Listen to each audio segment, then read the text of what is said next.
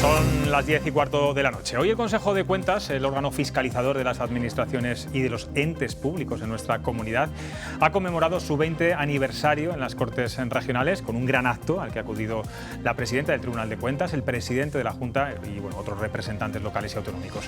2 décadas fiscalizando los contratos y el presupuesto de la Junta y auditando a ayuntamientos, diputaciones y empresas públicas. Y fíjense qué cifras. Esta institución ha inspeccionado más de 15.000 millones de euros entre la Administración autonómica y los cerca de 5.000 entidades que conforman el sector público local. Está con nosotros su presidente, Mario Amilibia. ¿Qué tal? Buenas noches. Muy buenas noches. Enhorabuena. Muchas gracias. 20 años trabajando, además de forma discreta, callada, sin hacer mucho ruido. Para que los espectadores lo sepan, ¿qué es lo que hace el Consejo de Cuentas? ¿Qué ha ganado un castellano y leonés teniendo un Consejo de Cuentas en la comunidad? Bueno, pues tenemos quizá una foto fija, ¿no?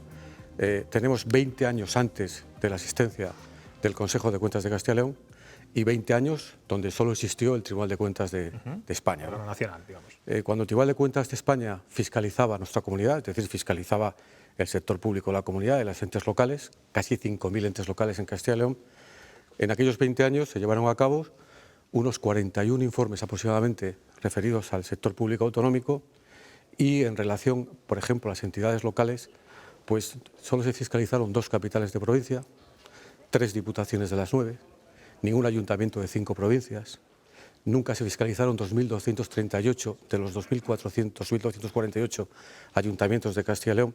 Es decir, ese antes y después, en colaboración con el Tribunal de Cuentas, porque somos una institución que actúa en colaboración con el Tribunal de Cuentas, han permitido que haya verdaderamente fiscalización en Castilla y León, tanto para los entes locales como para la Junta de Castilla y León, con más de 300 informes aprobados en estos últimos 20 años. Y son 15.000 millones de euros cada ejercicio. Cada ejercicio. Sí. Esta mañana, como decíamos, le ha acompañado el presidente de la Junta en ese acto. Vamos a escuchar unas declaraciones que ha dicho y luego las comentamos. Tomo nota de la valoración que se hacen de las posibles reformas normativas que por todas las instituciones propias se sugieren para reforzar vuestra autonomía, no solo la orgánica, también la funcional. Decía usted esta mañana, señora Amilibia, que es inaplazable una reforma normativa que impulse el funcionamiento de la institución. ¿Qué está pasando? ¿Que el Consejo de Cuentas está anclado? ¿Por qué necesita más impulso? Por ejemplo, hay una reflexión que la va a entender todo el mundo rápidamente. Somos el único órgano fiscalizador de España, incluido el Tribunal de Cuentas, que no aprueba independientemente su plan anual de fiscalizaciones. Es decir, cada órgano de control externo del país aprueba su propio plan, sin perjuicio de que las Cortes de Castilla y León, en este caso, o cualquier otro parlamento de otra comunidad autónoma, le pueda incorporar más fiscalizaciones. El que no aprobemos el plan, por ejemplo, en este año, donde por las circunstancias, unas de un uso parlamentario, y es que durante la tramitación de los presupuestos de Castilla y León no se convocan comisiones de Hacienda, o la propia convocatoria de las elecciones ha impedido que las Cortes, la Comisión de Hacienda, apruebe nuestro plan. Y nos ha llevado a que el plan anual de fiscalizaciones se apruebe casi en el mes de julio, es decir, que haya habido 7 meses de retraso. ¿Eso ha ocurrido excepcionalmente? Pues no, porque en el 2017 al Consejo de Cuentas no se le aprobó el plan anual de fiscalizaciones y hubo un año, no podemos decir en vacío, pero que luego, lógicamente, hubo merma de actividad. Esa es una de las reivindicaciones que hacemos nosotros desde el punto de vista de la independencia y de la autonomía orgánica y funcional. Y luego otras 2, que yo creo que son muy importantes y tiene todo el mundo. Estímulos a la rendición de cuentas, y eso que tenemos datos excelentes. Es decir, al día de hoy han rendido cuentas al Consejo de Cuentas de Castilla y León, pues casi aproximadamente el 90% de los ayuntamientos de Castilla y León y el 78% de las juntas vecinales. Pero solo nos superan aquellas comunidades autónomas que tienen lo que se llama estímulos a la rendición. Es decir, que están obligados, para recibir subvenciones, a rendir cuentas. Exactamente. Y si no, por ejemplo... Es el caso, creo que de Galicia, de Valencia, de Aragón. Efectivamente, y Aragón. Aquí ya se ha empezado, es decir, hay una orden de la Consejería de Presidencia iniciada en la época de Ángel Ibáñez, ratificada ahora por Jesús Julio Carnero, que vincula el cobro de pagos, concesiones o subvenciones del Fondo de Cooperación Económica General de la Junta de Castilla y León a la efectiva rendición de cuentas. Es decir, cuando hablamos de estas cosas y no se explican bien, me parece que nosotros somos una entidad exigente, que desde el punto de vista de la burocracia le exige a un ayuntamiento rendir cuentas, y no es así. Es decir, que cada uno, en este caso, piense si le parecería razonable que en su comunidad de vecinos el presidente y la junta directiva no rindieran cuenta a los vecinos sobre los gastos de la comunidad. Es decir, aquí es un deber democrático ante los propios ciudadanos, a los que tienen que rendir cuentas. Y no parece razonable, por ejemplo, que en estos últimos años pues haya habido una serie de ayuntamientos muy importantes, no muy importantes, pero sí relevantes, y algunas instituciones importantes que varios años consecutivos no rinden cuentas. Ahora es cuando me va a decir los nombres de esas instituciones para que lo sepan los ciudadanos. No, pero hay un canal que tenemos en la página web del Consejo, con un mapa de la comunidad autónoma, donde en tiempo real cualquiera puede saber quién ha rendido cuentas y quién no lo ha hecho. Usted le tiraba de las orejas no hace mucho a la Diputación de Ávila. No, era por otra cuestión. Era por el tema de la recaudación, pero tampoco era tirar de las orejas. Hicimos un informe sobre la recaudación en las diputaciones y le recomendábamos a la Diputación de Ávila, concretamente, que tenía unos órganos de colaboración que no podían asumir potestades públicas, porque eso puede generar, pues lógicamente, una nulidad de pleno derecho. Pero no era un tirón de orejas. En cualquier caso, son los ayuntamientos siempre los más remisos a rendir cuentas de todas las instituciones con las que trabajan. El problema realmente es en Castilla y León, que están las entidades locales menores. Piensa que nosotros tenemos el 2.248 ayuntamientos, que son el 28% de los ayuntamientos de España, y el 60% de las juntas vecinales. Es decir, si no tuvieran una colaboración expresa y fundamental de las diputaciones provinciales, sería imposible que rindieran cuentas en muchos casos.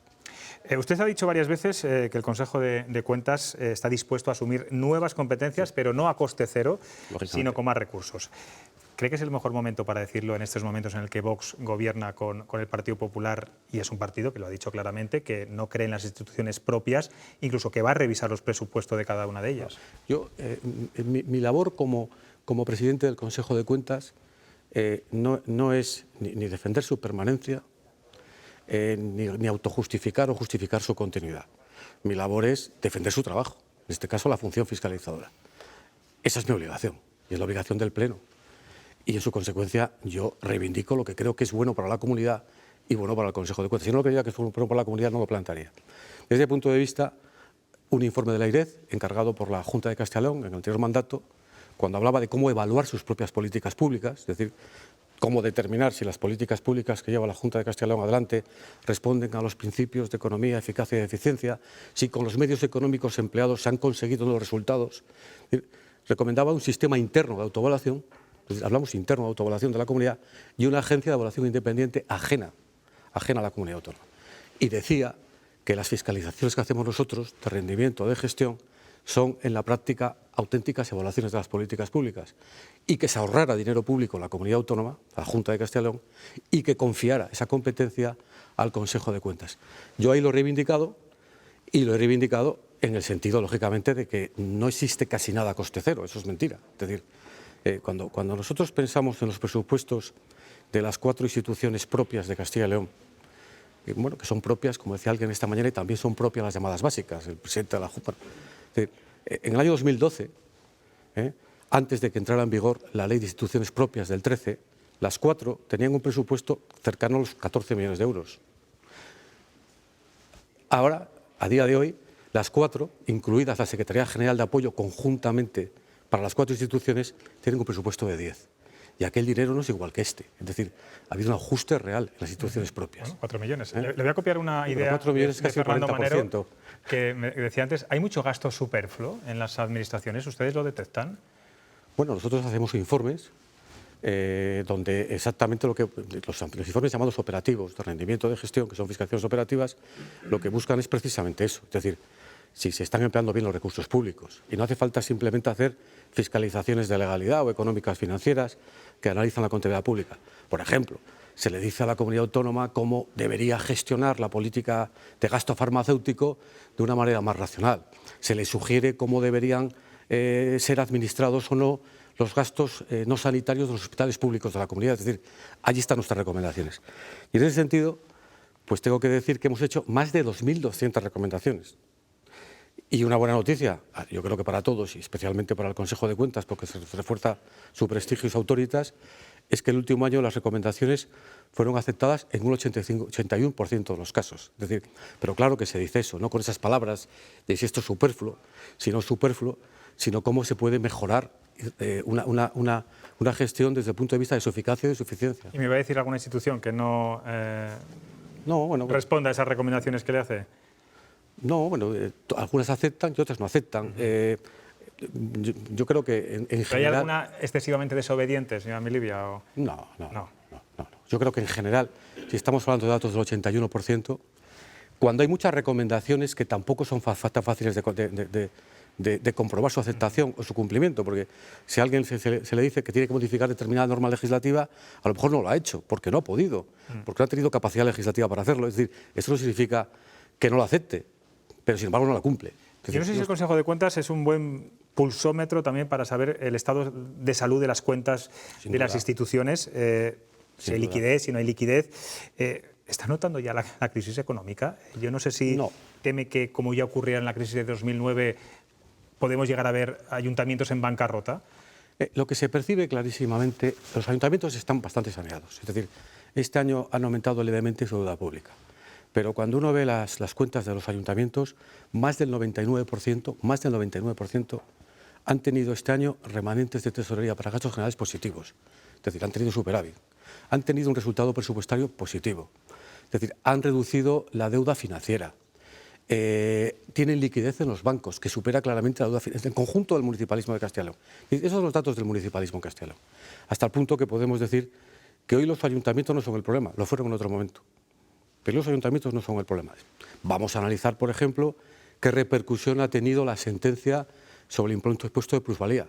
Vamos a analizar también en unos informes que se van a aprobar pronto en Soria en este mes, cuáles han sido los esfuerzos económicos que ha llevado cada ayuntamiento en relación con el COVID. Es decir, eso se cuantifica. No solamente cuando vemos las terrazas que se han suprimido, que se han ofrecido, tienen un coste económico para los ayuntamientos. Cuando se han dejado de cobrar determinados precios públicos, es decir, vamos a cuantificarlo. Pero hoy los ayuntamientos no son el problema económico de ninguna administración, todo lo contrario. Todas llevan todos, grandes, pequeños y medianos, llevan años mejorando su situación, de una manera ostensible. Se va a renovar las presidencias de los órganos de autogobierno, del Consejo de Cuentas, del Consejo Consultivo. Yo no sé si usted quiere seguir. Se lo digo porque usted tiene una carrera política muy dilatada. Ha sido procurador en Cortes, ha sido alcalde de León, ha sido diputado, senador. ¿Le volvería a gustar volver a la primera fila de la política, dejar lo institucional para bregarse de nuevo en todo esto? Cada día tiene su afán, como decía aquel. Yo estoy en este momento muy cómodo en la función que me corresponde.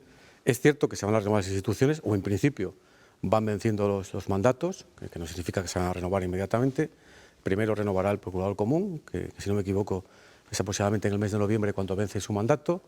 Después vienen el Consultivo y el Consejo de Cuentas, que fuimos renovados conjuntamente en el mes de febrero, enero de hace 4 años. Y finalmente vendrá el Consejo Económico y Social. Y ahí, lógicamente, los grupos harán su propuesta, que fundamentalmente yo creo que ahí tiene que primar el consenso y el acuerdo.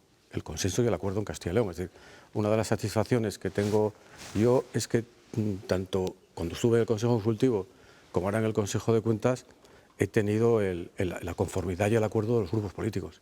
Es decir, es muy difícil asumir una función de este tipo en la que tienes que ser independiente, porque tienes que ser independiente, es decir, si no tienes el beneplácito, el consenso de las fuerzas políticas. Y a partir de ahí, pues todo se andará, ¿no? O sea, no echa de menos la política del día a día, digamos, la más directa.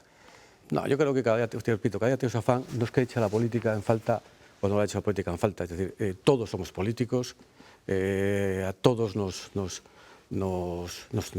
inquieta la vida pública. Pero yo creo que cada momento tiene su circunstancia. Yo ahora creo que estoy en la vida política institucional y la verdad es que no me planteo otra hipótesis. Tengo aquí a 3 tertulianos que también le van a preguntar. Roberto. Sí, ¿qué tal? Buenas noches. Buenas noches. Yo quería preguntarle, antes hablábamos del diálogo social, quería preguntarle si ustedes también fiscalizan, si controlan el dinero que se gasta en el diálogo social y si es así, si han encontrado algún tipo de irregularidades, ya que quieren cambiarlo porque dicen que pasan cosas, ¿se han encontrado ustedes algo? Hombre, el primer argumento, nosotros no fiscalizamos el diálogo social. Es decir, las ayudas que se entregan al diálogo social. Ya lo había entendido. Pero quiero decir, a mí el diálogo social me parece importantísimo. Me parece que es una seña de identidad de Castilla y León y me parece que es una de las fortalezas que ha tenido nuestra comunidad autónoma. Luego, si me preguntas como presidente de una institución y como una persona que tengo cierta experiencia en la vida pública, siempre defendería el diálogo social. Y si tiene un coste económico, pues evidentemente tendrá un coste económico. Pero lo importante para esta comunidad es tener diálogo social. Mucho más si estamos abocados, como parece inevitable, a una crisis económica. Fiscalizamos las subvenciones. Lo hemos hecho en otros momentos.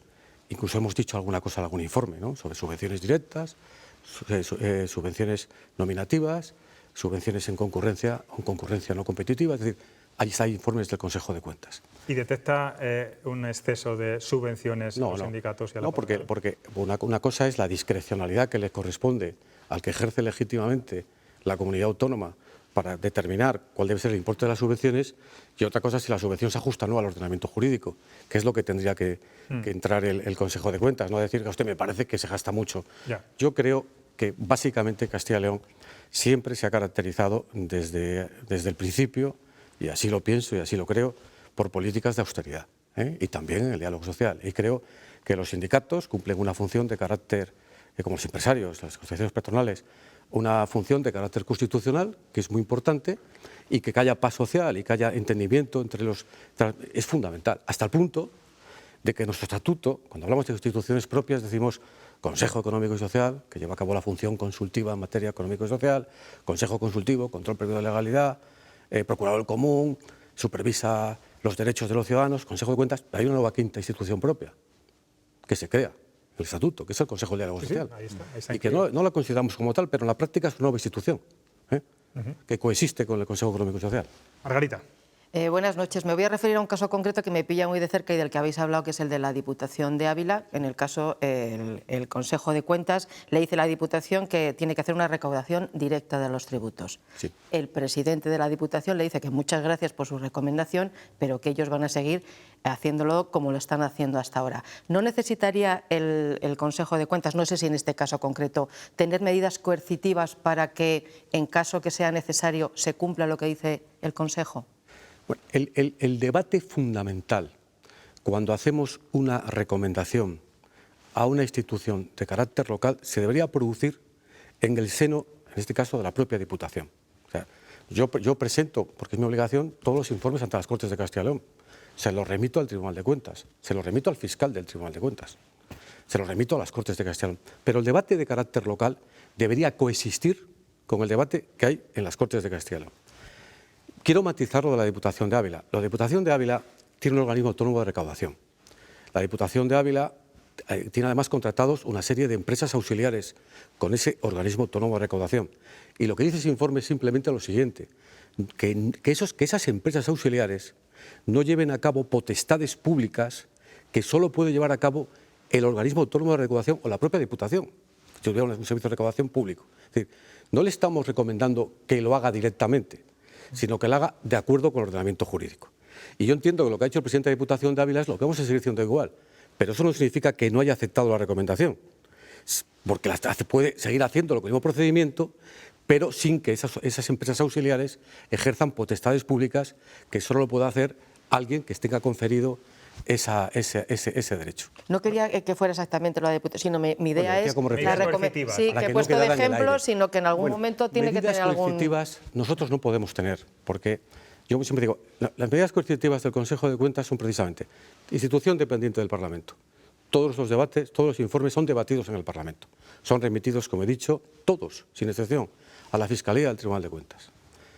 Todos son luego objeto del informe de seguimiento de recomendaciones. Y todas estas recomendaciones que hemos hecho, de las que hemos hablado, volverán a ser analizadas en el informe de seguimiento de recomendaciones. Y cada administración tendrá que decir por qué no las cumplió. Si tuviéramos poder coercitivo, ya no seríamos parte de la administración, en este caso ajena, no seríamos una institución ajena a la administración que hace un control externo independiente. Seríamos otra cosa. Seríamos parte de la administración activa. Es decir, el poder lo ejerceríamos nosotros. Eso es un contrasentido. Un reparto de funciones, digamos. Fernando Manero. Suena bien oír hablar del Consejo de Cuentas, suena bien. Yo creo que este tipo de instituciones es bueno que lleguen a la ciudadanía para que la ciudadanía tome conciencia de que las estructuras que de alguna forma regulan el funcionamiento del sistema autonómico y de los diferentes entidades que configuran la realidad regional están sujetas a controles, a verificaciones y a instrumentos de vigilancia que eviten el despilfarro y que eviten el mal uso de los recursos públicos. Hay muchas preguntas que... Una, Fernando, por favor, una. Pero voy a hacer dos, con permiso de Fenomenal, por mí fenomenal. Es que ya no me respetan. Es decir, tenemos la estructura Eso le pasa también al Consejo de administrativa Cuentas. más atomizada de Europa. Sí. No hay en la Unión Europea una región con tantas unidades administrativas de carácter local, ninguna. Duda. Esto supone un desafío, por supuesto. Sí. En la realización de las no sé, auditorías o verificaciones, ¿qué tipo de ayuntamientos son los que priman? ¿Qué papel tienen los pequeños municipios? ¿Sí? Segunda. Sí. Usted Muy rápida, habló el otro Fernando, día por favor, muy rápida. de las brechas de ciberseguridad Sí. de los ayuntamientos. Habló en las Cortes. ¿Qué pasa con ese tema? La primera reflexión. Tenemos 2.248 ayuntamientos, más de 2.000 juntas vecinales, 180 organismos autonómicos, municipales, de otro consorcios, etc. ¿Generan un coste público los ayuntamientos en Castilla y León? Realmente no. Realmente no. O sea, la mayoría de esos pequeños municipios que todos conocemos y de esas pequeñas juntas vecinales que todos conocemos están presididas, dirigidas, conformadas por concejales que actúan de una manera totalmente desinteresada. Y a veces no lo reivindicamos. Un amigo mío dice que eso es una especie de voluntariado cívico. Y lo es, y lo es. Es decir, ese no es el problema del municipalismo en Castilla y León. Eso demuestra la fuerte estructura democrática que caracteriza nuestra tierra y también la defensa que hacemos de nuestro pequeño territorio. Y tiene mucho que ver con la expansión de los viejos reinos, la creación de Castilla y León, cómo el territorio se vinculaba a su defensa, etcétera, etcétera. Eso, por tanto, ahí no está el problema. Desde nuestro punto de vista, ¿qué es grave? ¿O cuándo es grave que alguien nos rinda cuentas? Cuando goza de los medios técnicos suficientes para hacerlo. Cuando tiene, lógicamente, medios materiales y personales, secretario, interventor, etcétera, etcétera. Bueno, eso es lo grave. Y luego las diputaciones provinciales, que alguien las discutió en su día, que en esta comunidad autónoma son fundamentales, porque son realmente ayuntamiento de ayuntamientos. Y son las que con determinados programas y convenios permiten que se presten cuentas por ese pequeño municipalismo. Pero que hay que reivindicar, se asumen las responsabilidades sin ninguna ventaja, sin ningún tipo de compensación económica. Y encima nosotros, bueno, les exigimos, como es natural, y les hacemos responsables. La ciberseguridad sí ha sido objeto ahora de un análisis específico en 7 ayuntamientos de Castilla y León, entre 10.000 y 20.000 habitantes. El grado de madurez se evaluaba entre 0 y 3 y hasta 80. El ayuntamiento que más seguridad tuvo tenía 49, el que menos 4, y en ese otro correlato de madurez de 0 a 3, todos estaban en el 0 o en el 1. Un gran déficit. Eso es lo que está ocurriendo. Muy rápida, presidente. Le preguntaba también al presidente del Consultivo en este programa hace unas semanas la misma pregunta. Ustedes están en Palencia, el Consejo de Cuentas está en Palencia, se habla mucho ahora de la descentralización de los órganos, de las instituciones. ¿Es operativo que esté en una capital fuera de Valladolid? ¿Hay que defender este tipo de descentralización? Evidentemente sí. O sea, tanto el Procurador Común en León como el Consejo Consultivo en Zamora, como el Consejo de Cuentas en Palencia, están realizando sus funciones sin ningún tipo de problema. Por lo tanto, ¿por qué no pueden estar descentralizadas? Es decir, además eso crea, yo creo, cierto apego de la comunidad autónoma e identidad de la comunidad autónoma. Yo creo que la descentralización siempre es positiva, la descentralización política y la descentralización administrativa. Fundamentalmente en la época que estamos del Internet, ¿no? Que nos damos cuenta que a veces, sobre todo, cuando hablamos de descentralización, pensamos solamente en la política. Pero hoy todo lo que se pueda, se tenga y se deba hacer en un determinado territorio, no hay que hacerlo, ¿por qué hacerlo en otro? Está claro. Digo yo. Pues María Meribia, enhorabuena por esos 20 años. Gracias. Quiero hacer un pequeño homenaje, un pequeño recordatorio también a Pedro Martín, que fue Muy el bien. primer presidente Muy del merecido. Consejo de Cuentas, al que además yo tenía mucho aprecio y que falleció hace muy poco. Mucha suerte y bueno, estaremos muy pendientes a ver qué pasa con esa renovación y quién va a ser el presidente. Pues muchísimas gracias. Creo que tiene muchas papeletas. Bueno, ha sido un placer. Gracias.